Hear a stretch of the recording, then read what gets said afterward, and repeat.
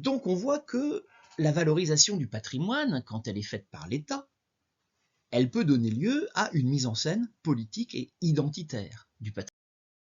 Une mise en scène politique et identitaire du patrimoine, certains régimes ne s'y sont pas trompés, c'est le cas de l'Italie de Mussolini, qui cherche à rattacher artificiellement l'Italie fasciste des années 1922 à 1943 au passé glorieux de l'époque de l'Empire romain, qui était italien aussi. Et Mussolini va donc pour cela réinventer le salut romain. C'est lui qui invente ce salut que les Romains ne pratiquaient pas en fait, mais il le fait passer pour le salut romain. Il pose devant une statue de Jules César, évidemment, et Mussolini va valoriser fortement les vestiges romains en organisant des grands travaux de réaménagement de la ville de Rome pour mettre au jour les monuments romains. Et Mussolini, alors qu'on voit ici sur un chantier, il aimait bien de temps en temps aller donner un coup de main aux ouvriers, surtout quand il y avait des appareils photo et des caméras à proximité. Et Mussolini va mettre en valeur justement ce patrimoine romain et le présenter comme étant une préfiguration du fascisme. C'est un moyen d'inscrire le régime fasciste dans une continuité, et c'est vraiment là une mise en scène politique et identitaire du patrimoine. On retrouve un peu la même logique lors de l'ouverture du musée d'Auschwitz par la Pologne communiste en 1947. En 1947, quand on transforme le camp d'Auschwitz en musée, il s'agit ici de faire apparaître une continuité entre la résistance polonaise communiste au nazisme, parce qu'il y a eu une résistance polonaise communiste et nationaliste polonaise contre l'occupation nazie, et le régime polonais communiste, qui est en fait piloté par Moscou, de la fin des années 40. On essaie de mettre en évidence une continuité, c'est pour ça qu'on ne parle pas particulièrement du génocide des Juifs à Auschwitz, on met beaucoup plus en valeur les communistes qui sont morts dans le camp d'Auschwitz. Donc si on veut valoriser et mettre en scène le patrimoine, si l'État a besoin du patrimoine, se pose la question de la façon dont on va restaurer et dont on va conserver le patrimoine. Comment l'État peut-il correctement conserver et préserver le patrimoine? C'est ce qu'on appelle la restauration des monuments.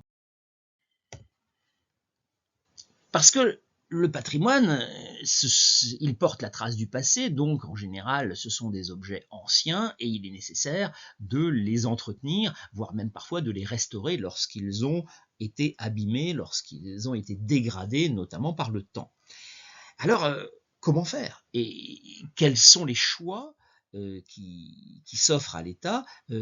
Restaurer le patrimoine, c'est toujours un choix politique quand on choisit ce qu'on va restaurer, et puis dans la façon de le restaurer. Un exemple emblématique, c'est le pont de Mostar.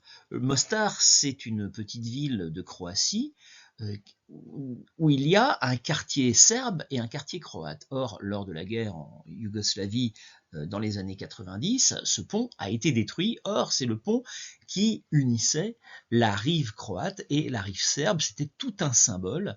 Et c'est un pont particulièrement ancien puisqu'il date du XVIe siècle, de 1565. Il a été détruit en 1993 et ça a été une priorité au moment de la paix en ex-Yougoslavie, de reconstruire ce pont. On voit que là, c'est un choix politique, le fait de choisir de reconstruire ce pont, avec ce qu'on a pu en retrouver, parce qu'on a repêché les pierres, mais ça a été un travail difficile. Bon, en tout cas, la restauration est apparemment réussie. Reste à savoir si c'était vraiment le pont tel qu'il était. Parce que quand on restaure un monument historique, se pose toujours la question de l'état d'origine. Faut-il le restaurer dans l'état d'origine? Et d'ailleurs, c'est quoi l'état d'origine? Est-ce que c'est le pont de Mostar en 1565, quand il a été fait, ou le pont de Mostar en 93, juste avant qu'il soit détruit? C'est quoi son état d'origine? C'est pas toujours évident. Encore pour le pont de Mostard, c'est un monument relativement simple, mais vous avez des monuments qui ont évolué avec le temps, et il faut choisir le moment qui va servir de référence. Alors, la restauration dans l'état d'origine, c'est encouragé par les conventions internationales. C'est le cas de la Charte de Venise, qui a été signée en 1964, la Charte de Venise qui préconise, dans la mesure du possible, la plupart du temps, d'essayer de restaurer le patrimoine dans son état d'origine.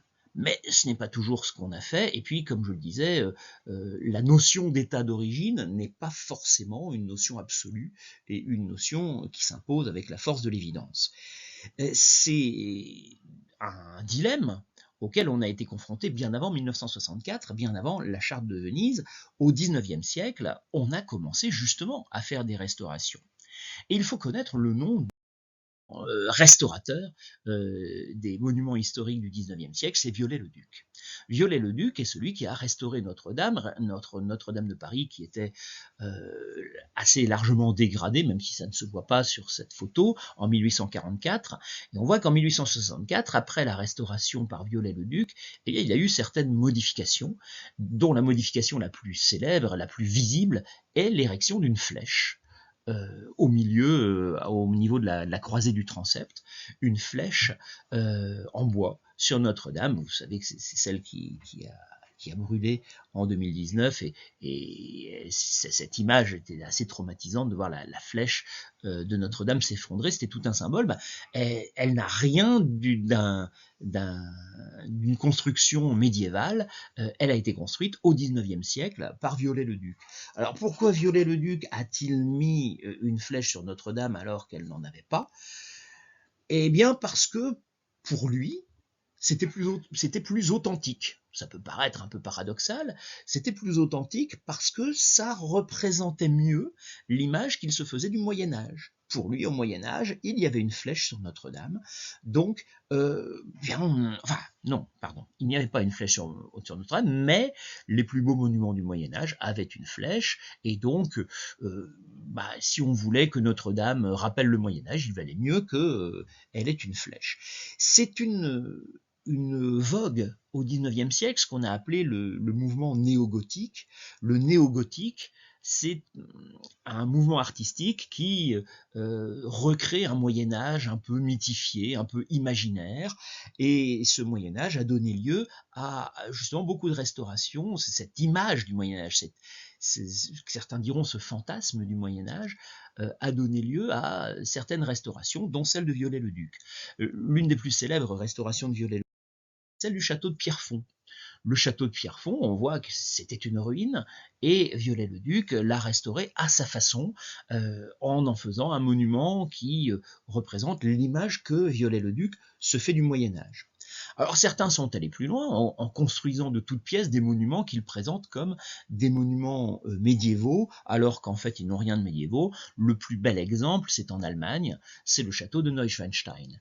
Le château de Neuschwanstein, construit par Louis II de Bavière, le roi de Bavière, se voulait un château dans le style authentique. Alors, le mot authentique est évidemment ici un peu surfait, évidemment, dans le style authentique des vieux châteaux des chevaliers allemands. Voilà la façon dont on imaginait les châteaux du Moyen-Âge. Bon, c'est totalement mythifié et imaginaire, et là on n'est même plus dans la restauration, on est carrément dans l'invention, mais on invente un faux Moyen-Âge, un Moyen-Âge de contes de fées.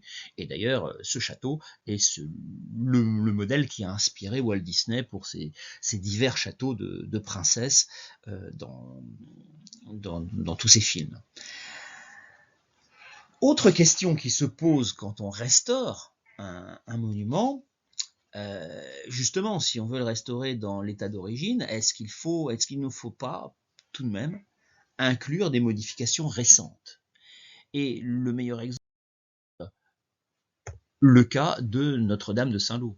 L'église de Notre-Dame à Saint-Lô a été très gravement endommagée lors des bombardements du 6 juin 1944, et on a fait le choix à Saint-Lô de la restaurer assez largement. Une grande partie de ce qui était détruit a été restauré dans un état qui rappelle l'état d'origine, mais on a choisi de ne pas reconstruire les tours à l'identique, justement pour porter le témoignage de la destruction. Ici, une modification récente a été apportée. En l'occurrence, il s'agit d'une destruction pure et simple, et on a choisi de garder une trace de cette destruction. Donc on voit que la restauration dans l'état d'origine n'est pas forcément une évidence.